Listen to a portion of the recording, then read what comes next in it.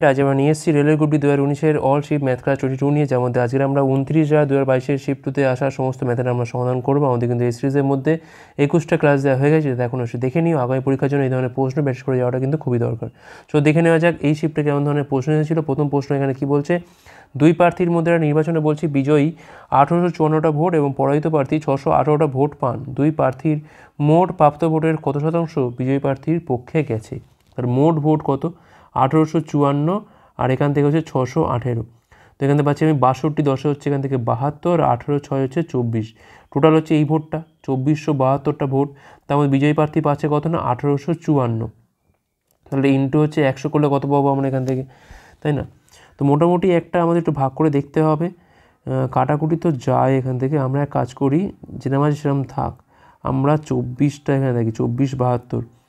এখন 5 × 120, প্রথম দিকে 5টা সংখ্যা, 6 দিয়ে খাওয়ালে হচ্ছে 144, 7 দিয়ে খাওয়ালে হচ্ছে 2472 ইন্টু হচ্ছে 7 দুগুণে 14, 4 হাতে রয়েছে এখান থেকে 1, 49 থেকে 50 0 হাতে রয়েছে 5, 4 সাথে 28, 5 33 3, 3 14 3 হচ্ছে 17। তো এটা যাবে 17304, এখান থেকে 36, এখান থেকে পাচ্ছি আমরা 12360। দেখো প্রায় কিন্তু এটা 5-এর কাছাকাছি যাওয়া উচিত। 2472 ইন্টু হচ্ছে 5, 5 দুগুণ 10 0 হাতে রয়েছে 1, 35 থেকে 36, 6, 3, 120 আর 3 হচ্ছে 123। দেখো মিলে যাচ্ছে। তাহলে 75% হচ্ছে কিন্তু এখানে আমাদের রাইট অ্যান্সার। অপশান ডি হচ্ছে এখানে আমাদের রাইট অ্যান্সার। পরের প্রশ্ন কি বলছে এখানে, 2x² - 7x + 5 = 0 সমীকরণের বীজের মধ্যে ধনাত্মক অন্তর কত? দেখো প্রথমে সমীকরণটা আমরা সাজিয়ে নিই। তাহলে x² - 7-এর 2x + 5-এর 2 = হচ্ছে 0। যদি ধরি আলফা আর বিটা যদি বীজ হয়, সেক্ষেত্রে বীজদ্বয়ের সমষ্টি কত হয় না, আলফা প্লাস বিটা মানে হচ্ছে এখান থেকে কত হচ্ছে না +7/2, ঠিক আছে। আর আলফা বিটা কত হচ্ছে এখান থেকে না 5/2। এক্সের আগের মাইনাস থাকে, আর তার আগে যেটা থাকে সেটা হচ্ছে কি না বীজদ্বয়ের সমষ্টি, আর শেষেরটা কি না বীজদ্বয়ের গুণফল। আমাদের বার করতে হবে কি এখান থেকে আলফা মাইনাস বিটার মানটা বার করতে হবে। তার মানে আমি বলতে পারি আলফা মাইনাস বিটা তার হচ্ছে হোল স্কোয়ার। তো এখান থেকে বলতে পারি আলফা প্লাস বিটা তার whole square minus 4 alpha beta. এখন এটার মান হচ্ছে কত না 49-এর 4, আর এটার মান হচ্ছে এখান থেকে 4 ইন্টু এবি মান হচ্ছে 20 হচ্ছে 2। এখান থেকে পাচ্ছি কত আমরা 4 হচ্ছে লসাগু, 49 - 40, 9-এর 4 মানে হচ্ছে 3-এর 2। 3-এর 2 মানে অপশান ডি হচ্ছে এখানে আমাদের রাইট অ্যান্সার। পরের প্রশ্ন, 9604-এর মান, √9604-এর মানটা কত? দেখো এখানে 90 স্কোয়ার করলে কত হয়, এখান থেকে 9 লং হচ্ছে 81 মানে 8100। আর দেখো 95 স্কোয়ার করলে কত হয়, এখান থেকে 9 লং হচ্ছে 81 আর 5 স্কোয়ার হচ্ছে এখান থেকে 25, 8125। তার থেকেও কিন্তু এটা বেশি।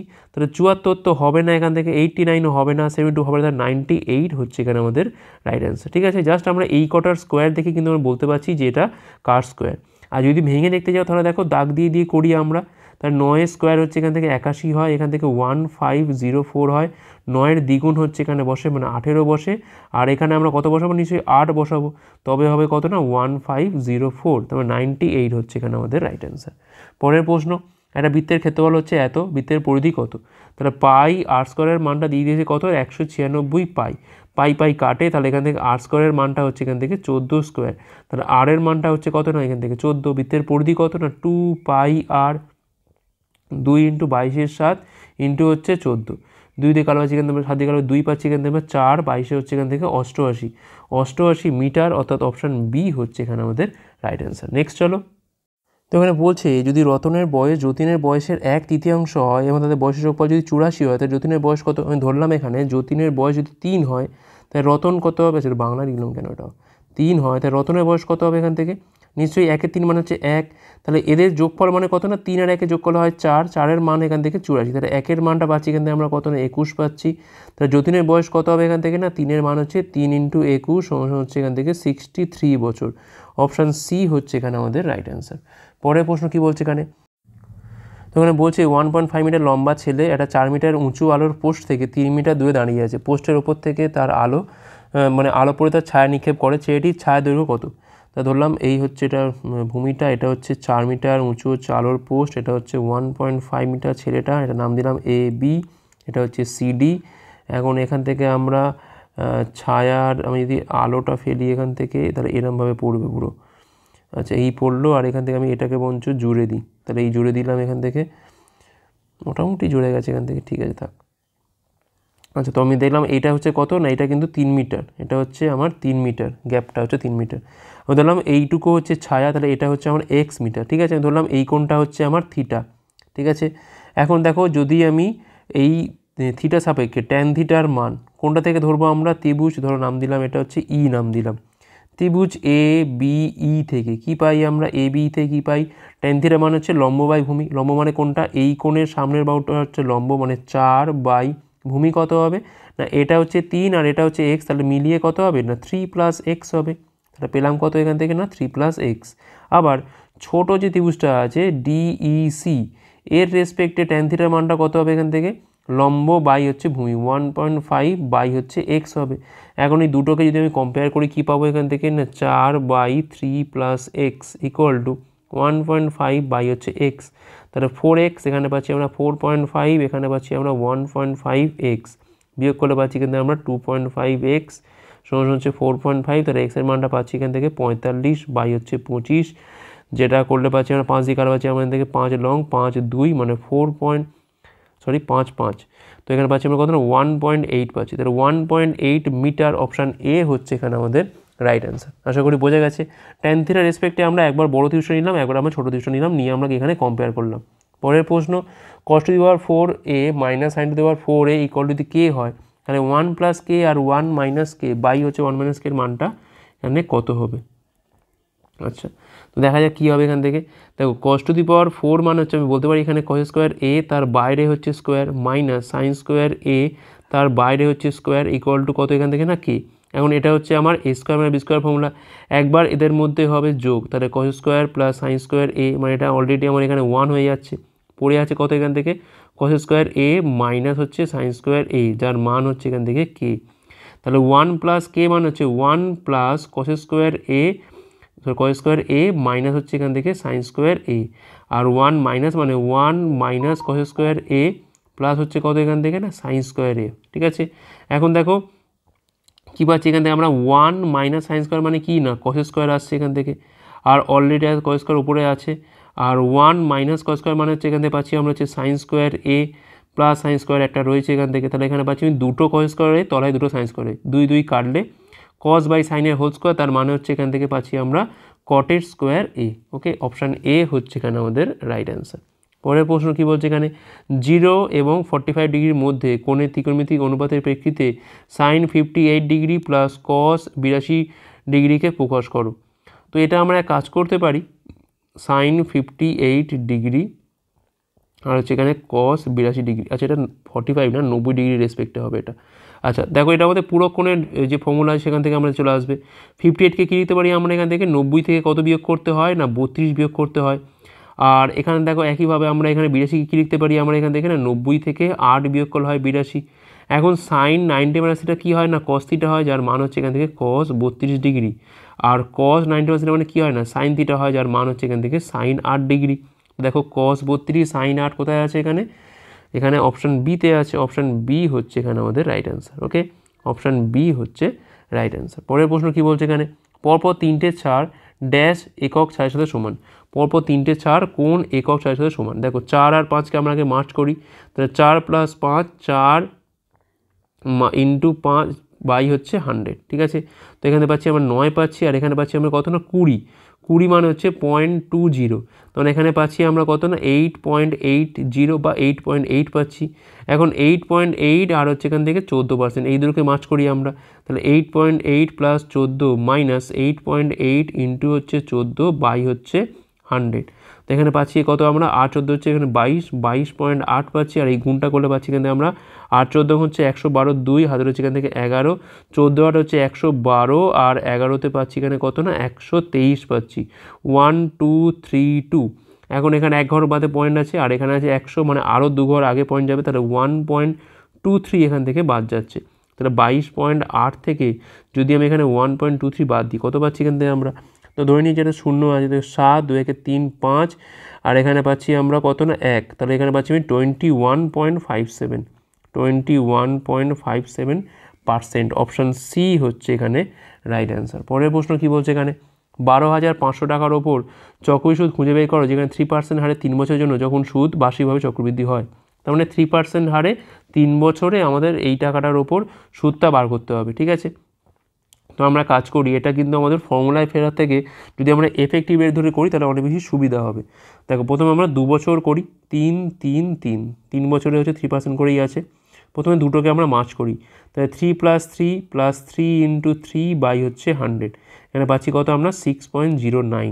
এখন এটার সাথে আমরা এই তিনটাকে মার্জ করব, 6.09 + 3 + 6.09 ইন্টু হচ্ছে 3 বাই হচ্ছে 100, এখানে পাচ্ছি আমরা 9.09 পাচ্ছি, আর এখানে পাচ্ছি আমরা হচ্ছে 18.27, আবার তলায় রয়েছে 100 মানে 0.1827, যোগ করলে কত পাচ্ছি আমরা এখান থেকে 9.09, আর এখানে হচ্ছে 0.1827 মানে এখান থেকে 7 2 8 9 7 17 হাতে হচ্ছে 1 1 1 2, তো এখানে পাচ্ছি আমি কত 9.3, প্রায় দেখো 9.3%-এর কাছাকাছি এটা। তো জাস্ট 12,500 টাকার ওপর 9.3% চাপিত, যেটা হবে ওটাই অ্যান্সার। তো এখান থেকে দেখো 93, এখানে আমাদের তলায় হচ্ছে 100 আর তলায় হচ্ছে একটা 10 আছে। এখন এই দুটো শূন্য ছিল, এই দুটো শূন্য এখান থেকে কাটে, তাহলে 125 আর এখানে পাচ্ছি আমরা 93, এই গুণটা আমাদের করতে হবে। তাই কাজ করি 93-র সাথে 5 ইন্টু 25 ভেঙে দিই, 3 5 15, 5 হাতে রয়েছে এখানে 1, 5 রকম 35, একে হচ্ছে এখান থেকে 46, 4 6 5 ইন্টু 2 5, 5 পয়সা হচ্ছে এখান থেকে 125-এর 5, হাতে রয়েছে এখান থেকে 12, 6 পয়সা 150, আর 12তে পাচ্ছি এখান থেকে 162, 2 হাতে রয়েছে 6, 4 পনেরো 100, আর 16তে পাচ্ছি এখান থেকে আমরা 116, ঠিক আছে। এক ঘর আগে পরে মানে 1162-র কাছাকাছি। এখন দেখো 1162-র কাছাকাছি কে আছে এখান থেকে, অপশান সি আছে এখান থেকে 1159, সব থেকে কাছাকাছি কে আছে এখানে 1159, তাহলে এটাই হবে কিন্তু আমাদের এখান থেকে রাইট অ্যান্সার, অপশান সি হচ্ছে এখানে রাইট অ্যান্সার। এটা কিন্তু অ্যাপ্রক্সিমেটলি বার করতে হবে, এক্স্যাক্ট কিন্তু পাওয়া খুব মুশকিল। পরের প্রশ্ন কি বলছে এখানে, তো এখানে বলছে যে জিজ্ঞাসা স্থানে কী বসবে এখান থেকে, ঠিক আছে। দেখো কী বলছে এখানে 199-এর ওপর 30%, মানে 200-র ওপর 30%, 30/100 এখান থেকে কাটলে পাচ্ছি এখান থেকে আমরা 60 পাচ্ছি জাস্ট, ওকে। আচ্ছা 60 থাক, এখানে হচ্ছে 35% কার না 550-এর ওপর, 550-এর ওপর 35%, মানে এখান থেকে শূন্য কাটে এখান থেকে, আর এখান থেকে কাটাকুটি কিছু যায় কি, আর যায় না। আচ্ছা এক কাজ করি বলছে এটা গুণ করে দিই, 35 ইন্টু 5 ইন্টু হচ্ছে 11, তলায় হচ্ছে 10, 35 5 হচ্ছে এখান থেকে 175 মানে 5, হাতে পাচ্ছে 12 2, হাতে হচ্ছে এখান থেকে 1, হাতে 8 19, 192.5 পাচ্ছি এখান থেকে আমরা 192.5, এটা সমান এক্স ধরলাম, এখানে পাচ্ছি আমরা 540 থাক, কোনো অসুবিধা নেই। আচ্ছা এই দুটোকে যোগ করলে পাচ্ছি কিন্তু আমরা কত না 60, এটাকে পাচ্ছি আমরা 25, মানে 252.5, তার সাথে কিন্তু 540-এর এখান থেকে যোগ সমান হচ্ছে এক্স, আর এক্সের মানটা হচ্ছে এখান থেকে 0.52 পাচ্ছি এখান থেকে আমরা, 4 5 9, 5 2 হচ্ছে 7, 792-র কাছাকাছি। দেখো অপশান ডি হবে রাইট অ্যান্সার, কাছাকাছি অ্যান্সার তো এটাই আছে।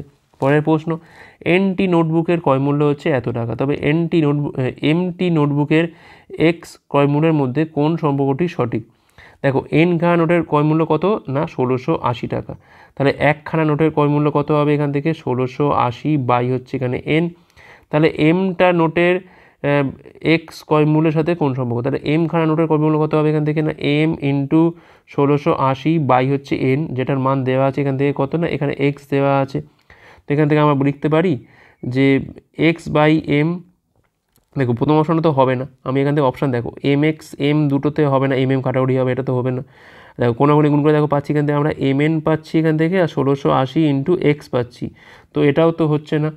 আচ্ছা এইটা দেখো এম ইন্টু 1680, আর এটা হচ্ছে আমার এন ইন্টু এক্স, দেখো এম ইন্টু 1680 আর এটা হচ্ছে আমার এন ইন্টু এক্স, এটাই তো হবে, অপশান ডি হচ্ছে এখানে আমাদের সঠিক। পরের প্রশ্ন, যদি দুটি সংখ্যার যোগফল হয় 54, সংখ্যাগুলির লসাগু যদি হয় 84 এবং 6, তবে সংখ্যাগুলির অনক্ষরের সমষ্টি কত। ধরলাম সংখ্যাগুলো হচ্ছে এ আর বি, তাহলে এ প্লাস বি এখানে বলা আছে 54, আর এদের মধ্যে গুণফল দেওয়া আছে, গুণফল মানে গসাগু ইন্টু লসাগু, যেটা হচ্ছে 84 ইন্টু হচ্ছে 6 দেওয়া আছে। এখন চাইছে কি এদের অনকের সমষ্টি, মানে 1a plus 1/b, A B হচ্ছে লসাগু, উপরে কী হবে এখান থেকে এ প্লাস বি হবে, অর্থাৎ 54 বাই হচ্ছে 84 ইন্টু হচ্ছে 6, 6 লং 54, তাহলে 9/84 পাচ্ছি, কাটাকুটি করলে 3 3 9, 3 28, তাহলে এখানে পাচ্ছি আমরা 3/28, মানে অপশান বি হচ্ছে রাইট অ্যান্সার। পরের প্রশ্ন, নিম্নের কোন সংখ্যাটা 3 দ্বারা বিভাজ্য নয়, তাই জন্য কী করবো আমরা ডিজিট সাম করবো, 7 8 15 6 হচ্ছে 21, এটা তো যাবে, 7 3 10 1 11, দেখো এটা যাচ্ছে না, মানে এটাই তো অ্যান্সার, অপশান বি হচ্ছে এখানে আমাদের রাইট অ্যান্সার, আর তো দেখা দরকার নেই। পরের প্রশ্ন দেখো মান নির্ণয় করতে হবে এখান থেকে, 3 এর 7, 2 এর 7, 1 এর 14, 2 এর 7 -3, তাই কাজ করি 3-এর 7 2-এর 7 মানে হচ্ছে 5-এর 7, 5-এর 7 আর 2-এর 7 মানে হচ্ছে 7-এর 7 মানে হচ্ছে 1 পেলাম, 1 প্লাস 1-এর 14 মাইনাস 3, তাহলে 1-এর 14 থেকে মাইনাস 2 বিয়োগ 14 হচ্ছে লসাগু 1 মাইনাস হচ্ছে এখান থেকে 28 পাচ্ছি এখান থেকে মাইনাস 27 বাই হচ্ছে 14, অপশান বি হচ্ছে এখানে আমাদের রাইট অ্যান্সার। পরের প্রশ্ন কী বলছে, 7 জন লোক একটা কাজ 12 দিনে সম্পন্ন করতে পারে, তারা কাজ শুরু করে এবং 5 দিন পর 3 জন লোক চলে যায়, অবশিষ্ট লোকেরা কদিনে বাকি কাজ শেষ করবে? দেখো 7 জন লোক 12 দিনে এটা কাজ করতে পারে, তারা কাজ শুরু করে 5 দিন পর, তার মানে দেখো 5 দিন কিন্তু ওই 7 লোক কাজ করেছে, মানে 7 × 5 কিন্তু কাজ হয়েছে। 3 জন লোক চলে গেছে, তাহলে কাজ দেখো লোক পড়ে আছে কত, 7 জন ছিল 3 জন চলে গেছে, তাই পড়ে আছে 4 জন, ধরলাম বাকি কাজ তারা x দিনে শেষ করবে। তাহলে এখান থেকে পাচ্ছি আমি 84, এখানে পাচ্ছি আমি 35, এখানে বিয়োগ গেল, এখানে হচ্ছে 4 × x, তাহলে x এর মানটা কত হচ্ছে এখান থেকে 9 পাচ্ছি, এখান থেকে আমরা 49 বাই হচ্ছে 4, 4 × 12 = 48, তাহলে 12 পূর্ণ হচ্ছে 1-এর 4 ডেজ, অপশান বি হচ্ছে এখানে আমাদের রাইট অ্যান্সার। পরের প্রশ্ন 9, 11, 15, 17, x, 19, 21-এর মিডিয়ান হচ্ছে এখানে x, এখানে x হচ্ছে এটা পূর্ণ সংখ্যা, x এর মান কত হতে পারে? দেখো আমরা মিডিয়ান করার সময় কী করি, প্রথমে ছোটো থেকে বড় করে সাজাই, তো দেখো 9, 11, 15, 17, 19, 21, এক্সটাকে বাদ রাখো।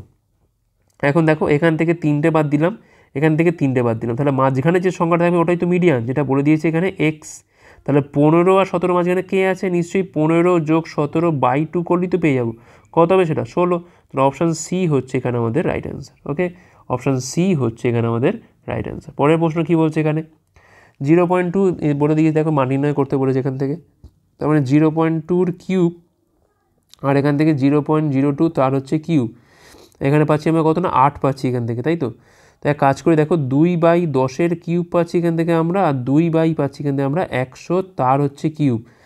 তো আমি এক কাজ করি এখান থেকে 8 যেটা মাঝে থাক, তো আমি কাজ করি এটাকে পুরো গুণ করে দিই। আচ্ছা এক কাজ করি আমরা এখান থেকে দেখো 2-এর কিউব তো 8 এখান থেকে কমন তোলা যায়, তাহলে 1-এর 10 মানে পাচ্ছি এখান থেকে আমরা কত না 0.1 পাচ্ছি, যার কিউব করলে পাবো কত আমরা এখান থেকে 0.001 পাবো, তাই না, 3টে 1 গুণ করতে এমনিতেই 1 হয়, তলায় থাকছে তোমার 3টে 10 মানে 1000 মানে 0.001। ওকে, আর এখানে দেখো পাবো কত আমরা 0.01, এ যদি কিউব করি তাহলে কী হবে না 1 তো পাবো, এখানে 2 ঘর মানে তখন কিউব হবে, তাহলে তলায় কী হবে না 100 হচ্ছে 3টে, মানে 6টা ঘর আগে পয়েন্ট হবে, মানে 1টা 2টো 3টে 4টে 5টা আর একটা হচ্ছে এখানে 6টা, তাহলে এইটা হচ্ছে ওপরে থাকবে, কি থাকবে ওপরে 0.001, আর এখানে থাকবে হচ্ছে এখান থেকে 1টা 2টো 3টে 4টে 5টা 1টা, এই টোটাল হচ্ছে তলায় হচ্ছে 8, এই 8 কেটে যায়। এখন আমাকে এই বিয়োগটা করতে হবে, তাহলে 0.001 এর পাশে সব 0 দিয়ে দিচ্ছি এখান থেকে আমি, এখানে পাচ্ছি আমি 0.000 কটা হলো 5টা হলো, আর এখানে হচ্ছে 1, এই শূন্যটা কেটে দাও। এখন আমাকে এটা বিয়োগ করতে হবে, বিয়োগ করলে অ্যান্সার, তো এখান থেকে পাচ্ছি আমি 9, 1, 9, 9, 1, 0, তাহলে এখানে 0 পয়েন্ট, এইটা দেখো 000 999, দেখো অপশান বিতে পাচ্ছি এখান থেকে আমরা, অপশান বি হচ্ছে এখানে আমাদের রাইট অ্যান্সার, 0.000 999।